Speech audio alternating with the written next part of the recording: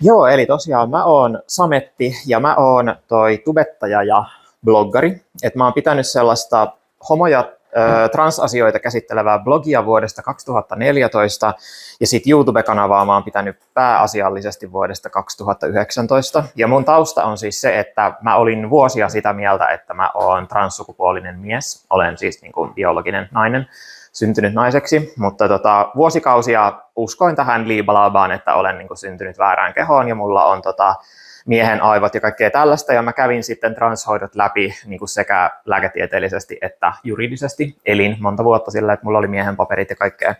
Mutta sitten sellaisen hyvin hankalasti selitettävän sellaisen ketjun kautta mä sitten päädyin siihen lopputulokseen, että mun ei olisi pitänyt mitään näitä juttuja tehdä. Ja jos se nyt kiinnostaa se tarina, niin siitä on mun tuolla blogissa ja YouTubessa niin nimellä Sametti Orkkidea niin puhuttu nyt siitä aika paljon, niin mä en tässä nyt sitten mene siihen. Mutta osa tätä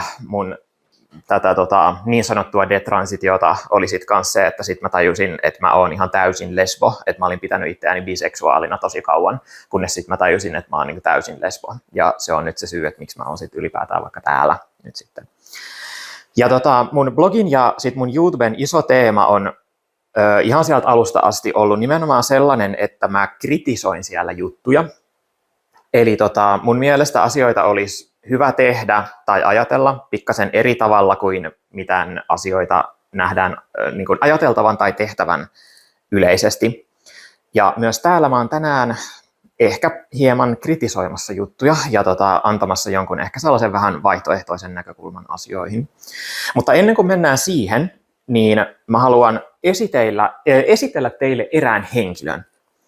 Ja se henkilö on sellainen kuin Anne Lister. Ja tää on siis tämmöinen oikeasti niin kuin olemassa ollut oikea ihminen, elänyt vuosina 1791-1840, eli siis ihan on niin kuin 1700-luvun puolella jo syntynyt. Ja hän on siis brittiläinen nainen, asunut tuolla Halifaxissa, Isossa-Britanniassa, mikä on siinä jossain Manchesterin lähellä. Ja hän oli lesbonainen, ja nämä kuvat tässä on nyt sellaisia hänestä tehtyjä maalauksia, jotka on tehty ihan hänen elinaikana, että nämä on peräisin jostain 1800-luvun alusta. Nämä maalaukset. Ja tämä henkilö tunnetaan sellaisella lisänimellä kuin Gentleman Jack. Ja teistä ehkä kaikki tai valtaosa on kuullut sen nimen Gentleman Jack. Ja se on siis sellainen lisänimi, joka hänelle annettiin jo hänen elinaikanaan. Ja tämä Halifax, jossa hän eli, niin se on sellainen maalaiskunta siellä tosiaan Manchesterin lähellä. Ja tämä Anne oli maanomistaja ja bisnesnainen, joka peri hänen sukunsa kartanon siinä kohdassa, kun hän oli jotain 24-vuotias. Ja hän alkoi hoitaa sen sukutilan tai sukukartanon asioita, ja hän hoiti niitä menestyksekkäästi.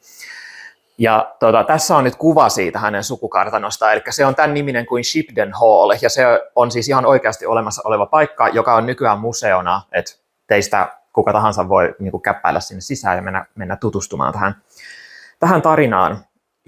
Ja kaikki tämä, mitä tämä Anne teki, niin tapahtui siis sellaisena aikakautena, jolloin ihmisten varakkuus vielä perustui nimenomaan maan omistukseen. Mutta tämä, niin kuin, että miten sitten talousjärjestelmät ja tällaiset niin sitten myöhemmin lähti toimimaan, niin sehän sitten muuttui sitten teollisessa vallankumouksessa, että kun teollinen vallankumous pärähti oikein kunnolla käyntiin, niin tämä tämmöinen perinteinen maanomistajaluokka sitten niin kuin heidän varakkuus katosi ja nousi sitten nämä tällaiset miksi niitä sanotaan, no siis sellaiset, jotka niin kuin omisti yrityksiä. Ja tämä Anne tosiaan siis oli lesbo, ja hänellä oli sitten kaiken näköisiä naissuhteita, ja koko ikänsä hän pysyi naimattomana semmoisessa heteromielessä, mikä on silleen aika mielenkiintoista, kun otetaan tosiaan huomioon tämä aikakausi, jolloin hän on elänyt 1700-luvun lopusta alkaen. Ja hän siis eli kauan ennen kuin tämmöinen varsinainen naisasialiike nousi. Eli hänen elinaikana siis naisten yhteiskunnalliset oikeudet oli niin kuin aivan täysin eri tasolla kuin mihin ne sitten jälkeenpäin lähti kehittymään. Esimerkiksi Annella ei ollut äänioikeutta ollenkaan, mutta siitä huolimatta hän pystyi pyörittelemään kaiken näköisiä bisneksiä ja hän myöskin matkusteli erittäin laajasti. Ja tämä Anne meni NS-naimisiin hänen naisystävän kanssa ja he eli niin kuin aviopari ihan siihen Annen kuolemaan saakka. Ja minkä takia mä nyt sanon näin, että naimisiin, niin koska tähän hänen elinaikana niin ei ollut olemassakaan mitään homoavioliittoa, vaan nämä kaksi naista teki vähän niin kuin keskenään sellaisen omanlaisen jutun, semmoisen omanlaisen, että he niin kuin vietti vähän semmoisen omanlaisen seremonian ja teki toisilleen semmoisen keskinäisen lupauksen, että nyt me ollaan vähän niin kuin oltaisiin naimisissa, mikä on silleen tosi mielenkiintoista ottaen tosiaan tämän aikakauden huomioon. Ja että miten tämän Annen elämästä tiedetään niin hirveän paljon, niin se on siitä syystä, että koko hänen ikänsä ajan hän piti erittäin intensiivisesti päiväkirjaa. Ja ne päiväkirjat on säilyneet. Ja tässä kuvassa on nyt semmoisia kirjoja, joissa on koottuna niitä Annen päiväkirjoja. Missä ne on koottuna tällaiseen kronologiseen järjestykseen. Ja näitä päiväkirjoja on julkaistu tällä 3 eri osassa.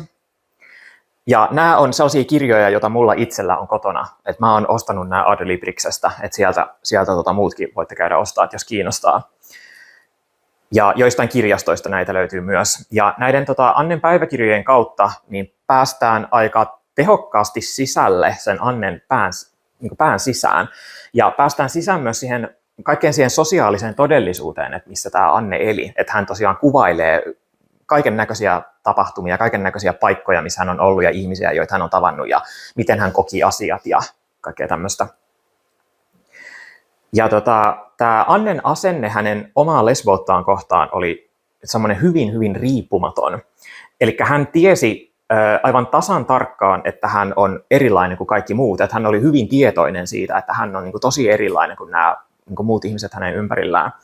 Mutta hän ei millään tapaa antanut se häiritä itteensä.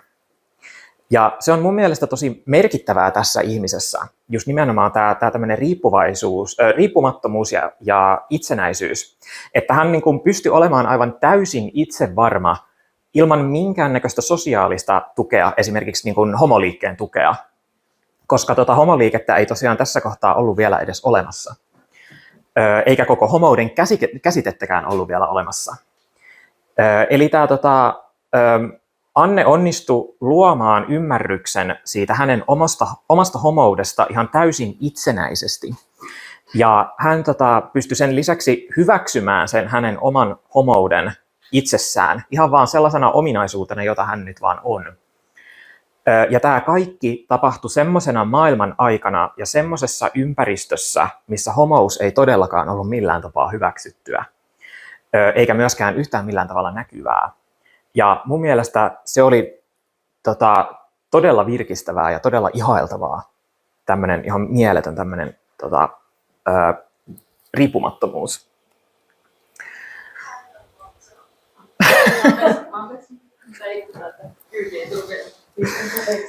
Mutta sitten jos me tosiaan hypätään takaisin tähän nyt moderniin aikaan ja tähän nykyhetkeen nyt tästä pienestä tarinasta, niin tosiaan koko sen ajan, kun mä olen julkisesti puhunut asioista, niin mä oon nimenomaan kritisoinut asioita. Ja mä oon nimenomaan kritisoinut mun blogissa ja mun YouTubessa nimenomaan kaikenlaisia NS-sateenkaariasioita. Eli mä niin kritisoin sateenkaariliikettä ja sateenkaariliikkeen toimintaa. Ja yksi semmoinen tosi iso ongelma, joka mulla on ollut tämän sateenkaariliikkeen kanssa ihan siis niin iät ja ajat, on se, että sateenkaariliike tykkää uhriutumisesta. Eli ne tykkää tarkastella asioita erilaisten uhripositioiden kautta. Ja koska ne nyt tykkää tästä uhrinäkökulmasta niin hirveän paljon, niin sitten heille on myös kehittynyt semmoinen kokonainen semmoinen ajatusrakennelma tai semmoinen filosofinen järjestelmä niin kuin liittyen näihin uhripositioihin. Että täällä oli aikaisemmassa esitelmässä mainittiin se semmoinen niin kuin joku rakenteiden kehä. Mikä se on se joku kehä? Mikä? Etuoikeuskehä. Joo, niin, eli nämä on niin kuin tämmöistä filosofista tällaista uhrihierarkioiden tämmöistä kategorisoimista. Ja missä niin kuin myös pohditaan niitä uhripositioiden niin kuin erilaisia suhteita toisiinsa. Ja mä en tiedä teistä, mutta mä itse koen tämän uhriuden, kaikki nämä uhripositiot ja tällaiset ja kaikenlaisten ongelmien korostamisen, niin nimenomaan ihan hirveän ahdistavana ja ihan hirveän lamaannuttavana, semmoisena demoralisoivana. Ja jos fokus laitetaan jatkuvasti siihen, että mikä kaikki on pielessä, niin tämähän on semmoista tosi negatiivista ajattelua. Eli että lähestytään asioita ensisijaisesti negatiivisen kautta. Ja semmoinen jo itsessään luo sellaista negatiivista ilmapiiriä ja negatiivista mielialaa. Ja negatiivisuus tarttuu. Ja mä itse joudun tästä syystä ihan tietoisesti välttelemään aika paljon kaikkea tällaista LGBTQIA+-aktivismia.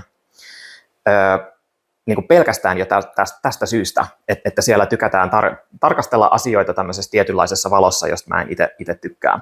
Ja feminismi on toinen kanssa tämmöinen, missä tykätään tarkastella asioita nimenomaan tällaisesta niin kuin negatiivisesta näkökulmasta. Ja myös feminismiä ja feministisiä tiloja mä joudun usein niin välttelemään ihan täysin tietoisesti.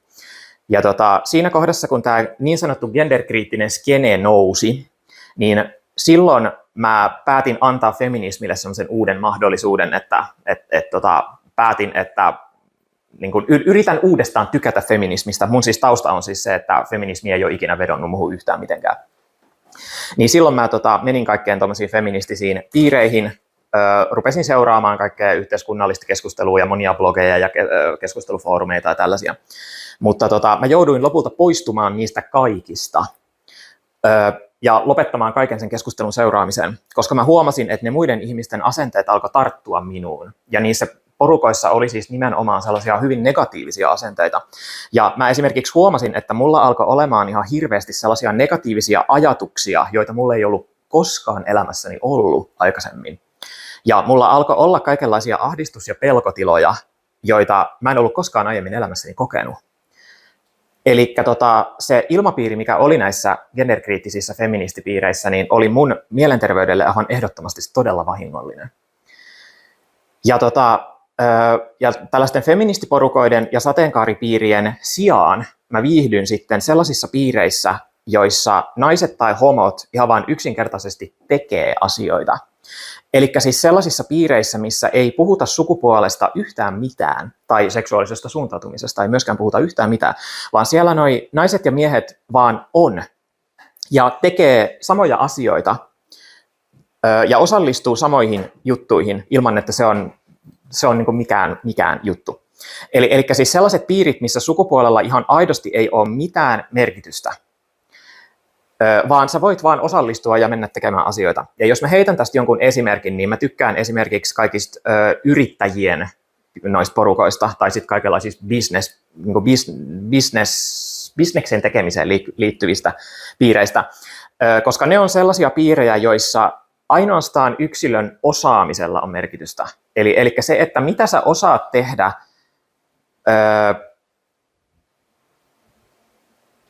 niin kuin, mitä sä osaat, niin se on se, millä on merkitystä. Et sillä ei ole merkitystä, että mikä sä olet.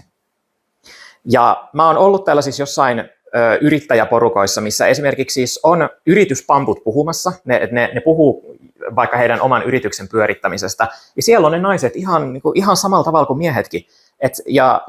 Saattaa olla naiset vetämässä kaiken maailman luentoja ja workshoppeja liittyen yritysmaailmaan, mutta siellä ei millään tapaa korosteta sitä, että tässä on nyt nainen, joka on niin kuin yrityspamppu ja tämä on naisen perustama yritys, vaan että se niin kuin nainen vaan menee sinne niin kuin ihmisenä sillä, että moi, olen henkilö X, tässä on mun yritys ja tässä on se, mitä mä teen. Ja et vain sillä, mitä se ihminen on tehnyt ja vain sillä, mitä hän osaa, on merkitystä. Eli että se niin kuin sukupuoli on täysin toissijainen siinä. Ja se kaikki fokus on siinä osaamisessa eikä olemisessa. Ja tämä on sitten semmoinen ilmapiiri, mistä mä itse inspiroidun. Eli että se, että kaikilla on ihan oikeasti mahdollisuus tehdä asioita. Ja se on niin itsestään selvää, että siitä ei tarvitse edes puhua. Ja tämä on semmoinen, mitä mä toivoisin, tai mitä mä haluaisin nähdä myös kaikissa näissä tämmöisissä homoasioissa. Eli että voidaan olla mukana asioissa ihan vaan täysin neutraalisti, niin kuin kaikki muutkin, ilman että siitä homoudesta tarvii edes puhua. Eli mä niin kuin koen päämääräksi sen, että homous on niin neutraali asia, että siitä ei tarvitse edes puhua. Ja mä koen itse vapauttavana semmoisen ilmapiirin, missä mun ei tarvitse korostaa tämmöisiä asioita mitenkään. Eli että mun ei tarvitse korostaa myöskään sitä, että mä oon nainen, tai että mun ei tarvitse korostaa sitä, että mä oon homo, vaan mä voin vaan niin kuin mennä ja olla, niin kuin ne kaikki muutkin.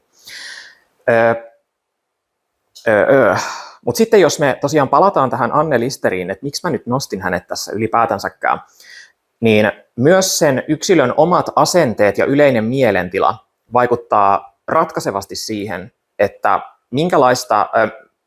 minkälaista hänen elämä on tai millaiseksi se muodostuu. Ja minkä takia mä pidän itse tästä Anne Listeristä ihan hirveän paljon ja minkä takia mä pidän häntä hyvänä esikuvana, on nimenomaan se, että Anne Lister ei antanut muiden ihmisten tai yhteiskunnan yleisten asenteiden vaikuttaa itseensä oikeastaan mitenkään. Eli hän oli bisnesnainen ja lesbo sellaisena aikakautena, jolloin yhteiskunnan yleiset asenteet naisia ja homoja kohtaan oli kaikkea muuta kuin ideaalit.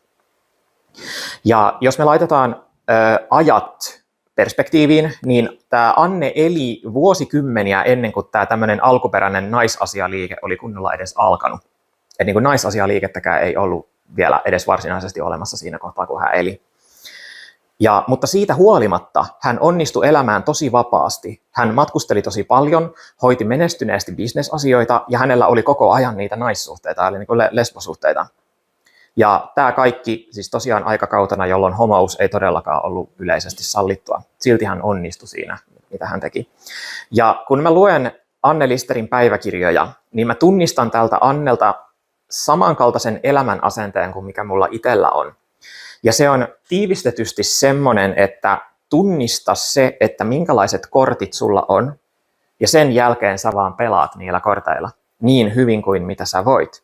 Eli sen sijaan, että sä jäät kiinni ajattelemaan sitä, että mitä sulla ei ole, niin sä tunnistat sen, että mitä sulla on, ja sit sä käytät kaikki ne mahdollisuudet. Ja mä oon näkevinäni, että tämä Anne teki juurikin niin, ja hän menestyi aika hyvin. Ja minkä takia mä itse koen, että tämmöinen on näissä LHB-hommissa niin keskeistä, niin mun mielestä on hyvä keskittyä sellaisiin tapauksiin, missä joku on rakentanut jonkinlaisen ratkaisun tilanteeseen ja löytänyt jotain ratkaisuja jonkinlaisiin tilanteisiin. Ja nyt mä viittaan tällä ensisijaisesti sellaisiin henkilökohtaisen elämän haasteisiin, eli en niinkään mihinkään isoihin yhteiskunnallisiin saavutuksiin, niin kuin vaikka siihen, että on saatu jotakin lakimuutoksia aikaan, vaan mä tarkoitan sellaisia